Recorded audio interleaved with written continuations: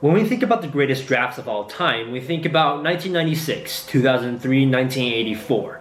And while these were the drafts that produced the superstars we know and love, the 1999 draft produced some incredible NBA talent and was, by some measures, actually better than those three drafts we think of. You're watching MDJ, where we talk everything NBA.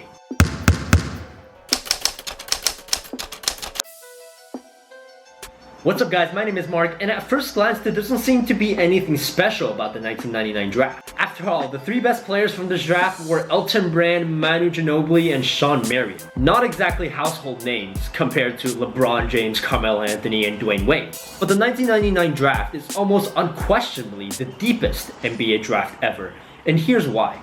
Take a look at some of the guys who came out of this draft. Shawn Marion, four-time NBA All-Star, one of the best defenders of this generation. Manu Ginobili, four-time NBA champion. Elton Brand, who averaged 24 and 10 in his prime and is one of the first stars the Clippers ever had. Lamar Odom, who before his career was ruined by the Kardashians, was one of the most dynamic and versatile players we've ever seen. Andre Kirilenko, remember this guy? AK-47 was a three-time All-NBA defensive team selection who led the league in blocks in 2005 as a small forward. Baron Davis, the guy that famously posterized Andre Kirilenko and was one of the most explosive scorers of this generation. Jason Terry, who's third on the all-time three-pointers list and has made countless big baskets in the playoffs. Andre Miller, who was consistently amongst league leaders in assists for nearly 10 years. Metta World Peace, Steve Francis, Richard Hamilton, James Posey, etc. Okay, so now you're probably wondering, okay, well these are nice players, but every draft produces a bunch of nice players, right? Well, here's where the statistics come in. In basketball, there's a stat called VORP, stands for Value Over Replacement Player.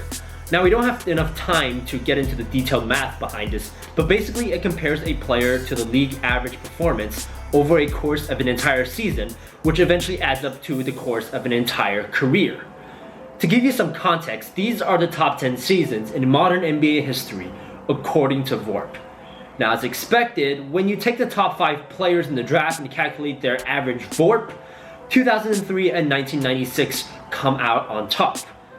But what if you took the average VORP of the entire NBA draft, all 60 players? Then 1999 comes out on top over 1996 and 2003. And one could argue that there's no better way to properly measure an entire NBA draft than to take the VORP of all 60 players. Take the 10th best player of the 1999 draft, who according to VORP is Steve Francis.